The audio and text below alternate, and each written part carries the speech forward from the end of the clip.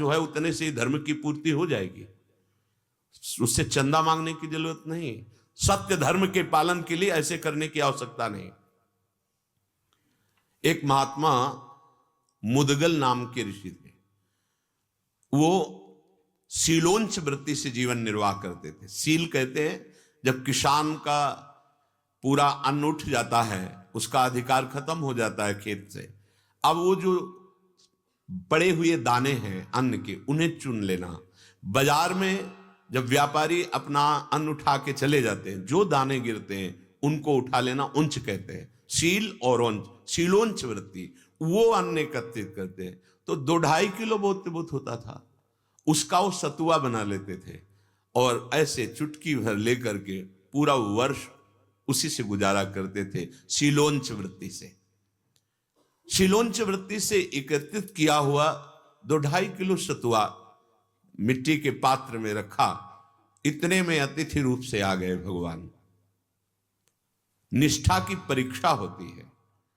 यदि आप कुटिया बनाए हो, यदि आपके यहां अन्न है एकत्रित, तो आए हुए अतिथि का अगर स्वागत नहीं करेंगे तो आपका तप और पुण्य नष्ट हो जाएगा। शास्त्रीय सिद्धांत है।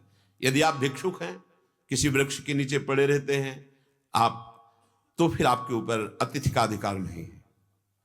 यदि आप एक झोपड़ी भी बनाए हैं, जल भी रखे हैं, तो अतिथि का अधिकार बन जाता है। अगर अतिथि आता है तो हाथ जोड़ करके आसन देकर, जल है तो जल के लिए ही पूछिए, ये बनता है। तो सतुआ था, आए और कहा कि बहुत ही क्षुधा लगी है, आपके पास कुछ है? हाँ भगवान है। सतुआ दिया उनको, पूरा 2.5 किलो सतुआ पा गए। 1 वर्ष के लिए वो रखते थे। उन्होंने कुछ नहीं कहा, जल पिला दिया, तृप्त हुए चले गए। तो वहां कुछ कण सतुआ के गिरे हुए थे, तो एक नेवला वहां से गुजरा तो आधा सोने का बन गया, स्वर्णिम तेजो में शरीर।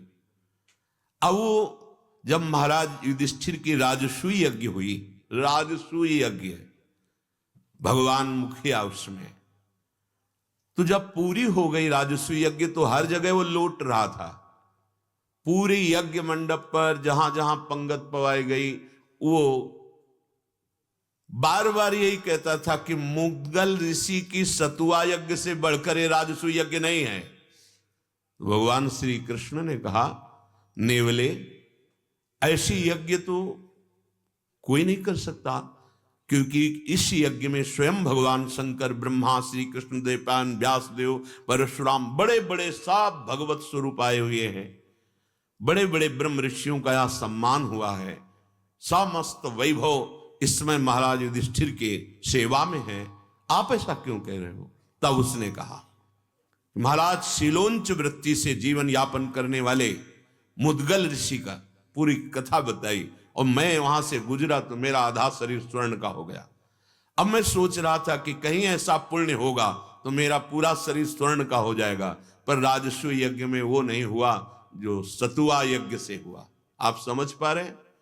यदि आप धर्म से कमा रहे हो, 1 रुपए का आप धर्म कर दिए तो 1 अरब का बहुत बड़ा धनी वो दान करे तो तुम्हारी समानता नहीं कर सकता। 1 करोड़ गाय राजा दान करे और 1 गरीब आदमी बछिया दान कर दे तो उसकी बराबरी नहीं कर सकता।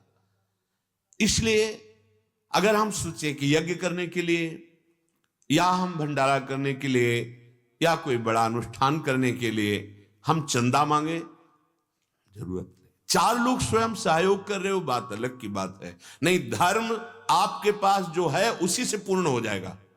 आपके पास जो भी है, आपके धर्म की पूर्णता उसी से हो जाएगी, किसी से मांगने की जरूरत नहीं है। हे हरि,